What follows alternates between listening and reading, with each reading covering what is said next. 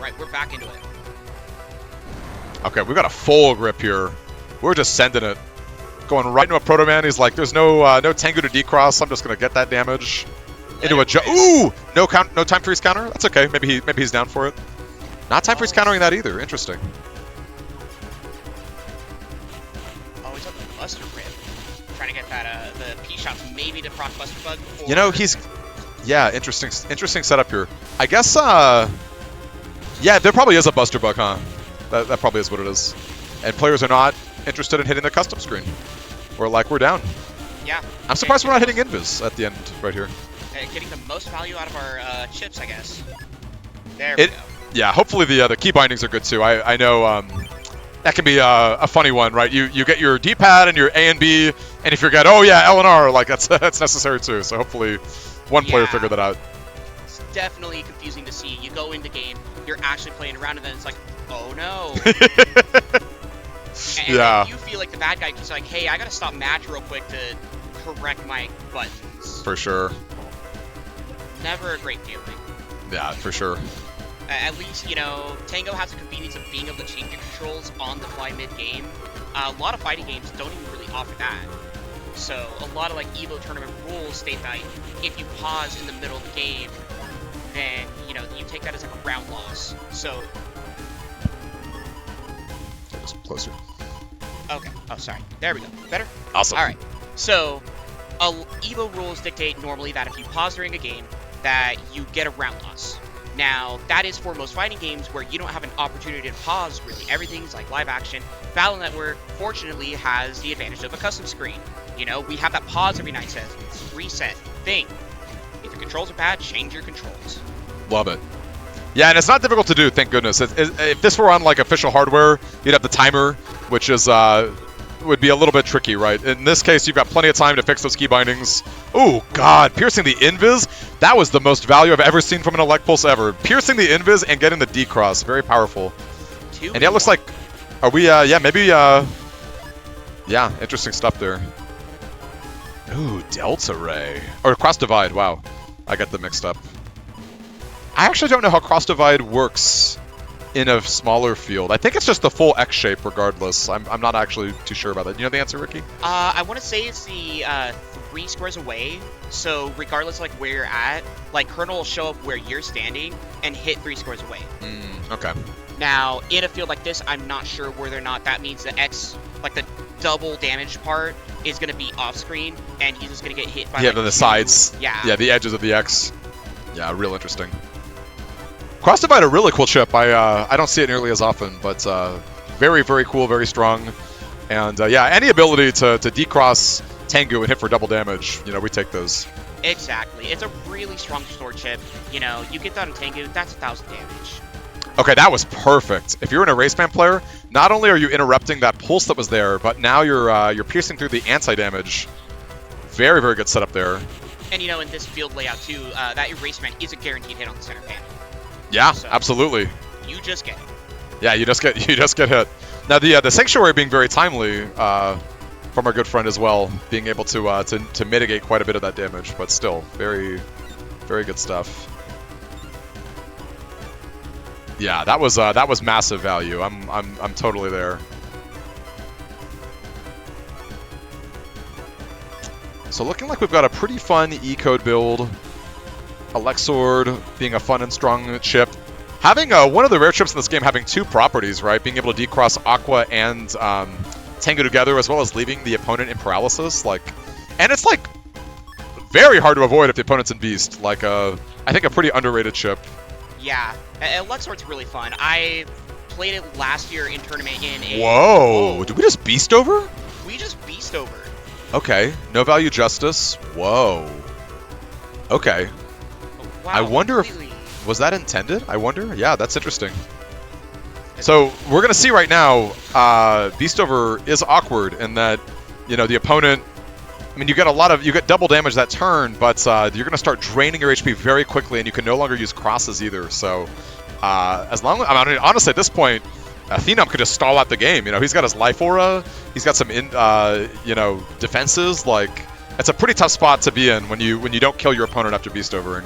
Yeah, you can just sit there, you can wait, and in fact, he's on holy panels. You can Yeah. just sit there in, you know, live aura, and you have to have 400 damage to break that if you don't have a wind rack. He could just sit there, wait for the HP to drain, and just that's it. Oh, interesting. Okay. And that was the center X too, right? That was center X, so So I guess you just got, was- as long as you're lined up with him, Colonel hits in the X, I guess. I guess so, yeah. I think it's if you're misaligned, then it just defaults to 3 squares. The regular X, yeah. I'm a fake fan, not knowing Colonel Cross Divide. Just off the top of my head. You guys can call me a fake fan in the chat, please. We're fans, we're just like just TOs, you know, what can I say? Just like doing the best. Commentating, running the event. Again, shout out to Ricky for making this possible. It's such a cool event. I'm out here Extraordinarily LARPing way too hard. Yes. Yes, indeed. Yeah, again. Okay, he's got recoveries, but yeah, unfortunately that just gets stalled out there. I guess we're waiting. Very clever to wait for the time freeze counter on the life aura, but yeah, I think we're pretty okay. Yeah. I do really like this E-Code Beast Rush style folder. Totally. I think this was similar to what I ran last year, actually. So we had one rental that was pretty similar.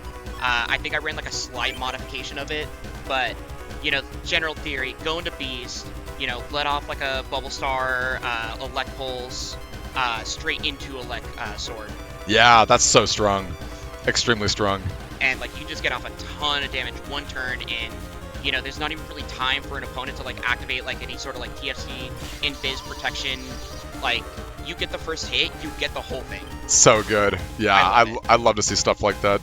Honestly, I think I'm a little too cozy with my BDT strategies. I think next year I'm gonna go Gregor and just like bring the aggression. I love both. I love like control slow grindy builds in trading card games, and I love like ultra fast aggro. Not much of a mid-range player. I like the two extremes for sure. Yeah, same. I tend to play a little more aggressively than maybe I should, but you know, it's fun. Maybe I'm not a patient person. I mean, hey, if you got fast gauge, you got to be playing those chips. You know what I mean? Like Exactly. that's what it's for, right? Like if you're not taking advantage of that, okay, we're just on a Buster standoff here. Thailog, I don't think Thailog is. Oh no, I don't think Thenom is realizing he's only dealing 1 a pop. That's a pretty unfavorable exchange with the Buster there. Yeah, But, unfortunate. But you know, in the exchange, he has a lot of HP. True. And he has all these Beast Rush chips, so, you know, most of his efforts are focused towards chip damage. Absolutely. Yeah, no doubt about that. Strong Proto Man right here. Dealing an easy, oh my gosh, that's a D-Cross. That's a D-Cross. Oh! No! Oh! He Not did. patience. Not patience. Oh gosh, and that's unfortunate, folks, because like you could just sit there and it would hit in the middle. Yeah, that was guaranteed, but Yeah. a little bit too fast. Oh man, that would have been such good value. Too bad. Now this is a really funny spot. If you're Thenom, you really don't want to be moving back because you're going to lose all of that area. Are we not hitting? We're not hitting custom. We're not hitting custom. We're going for it. We're taking 5 a pop here. I mean, it's not 5 to 1. I'll take this. I'll take this exchange any day. Oh gosh. I'm guessing there's a keybind issue. I don't think it's a keybind issue. Really? No. We're just camping. We're just chilling. I think so. No, Okay. he's pressing the intended button. Okay. I mean, the area. Well, we're stuck. Yeah. The cube's not gonna disappear. Yeah. So We're just chilling here. this is like it's like Jigglypuff and Melee. Just okay. There we go. Nice. Okay. All right. This is an unfortunate situation. Yeah. Yeah. And again, if there are key bindings to double check, you know, wouldn't be a bad time to head out and do that. Oh my gosh, I gotta run more tournaments again. This is give me the bug, you guys.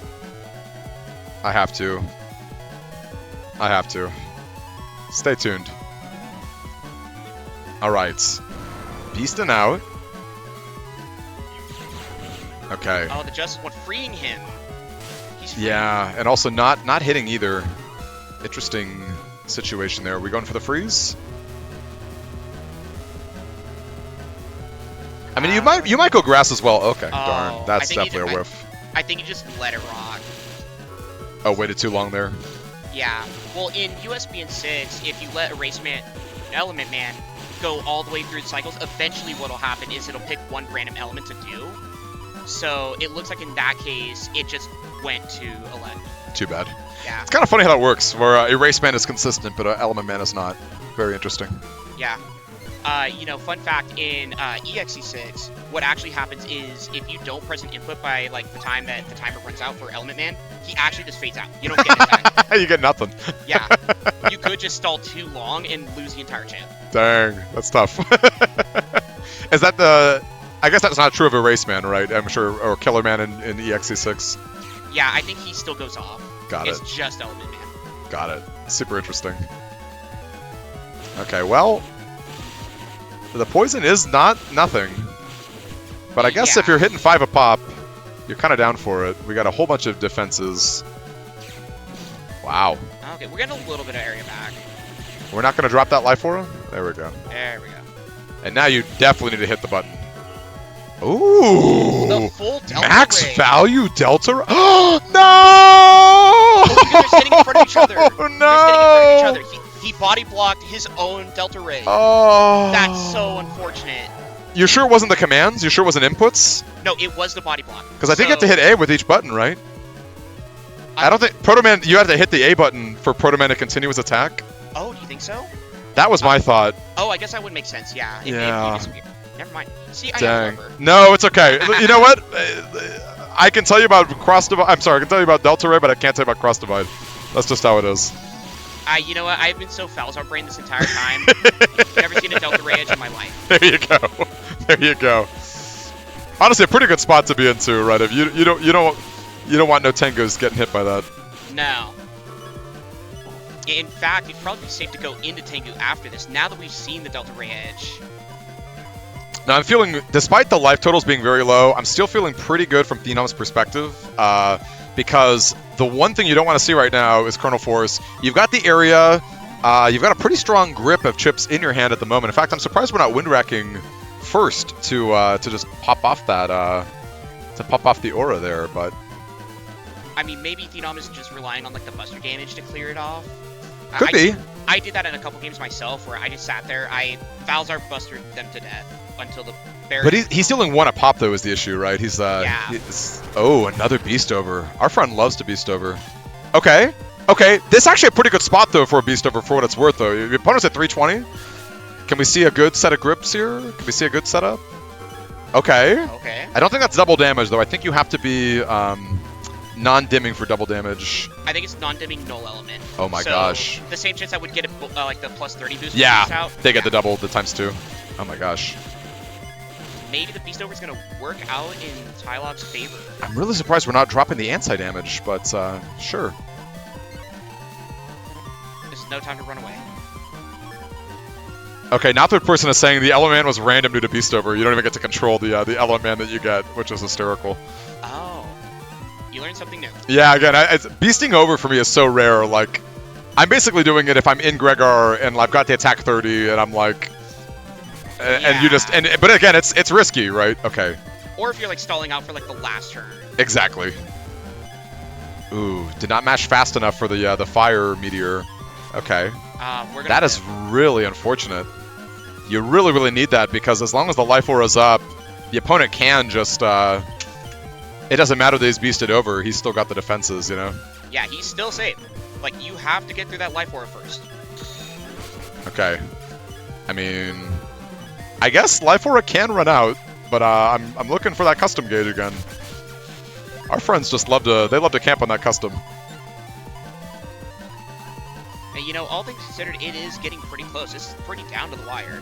Yeah, to be honest, I'd probably go double invis right here, just to deal with just to deal with like a time freeze counter.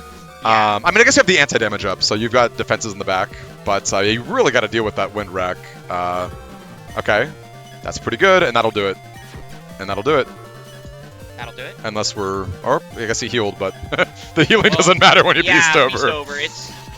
We're not going to wind rack? Okay. There we go. There we go. Maybe he was looking for the area grab kill. Yeah.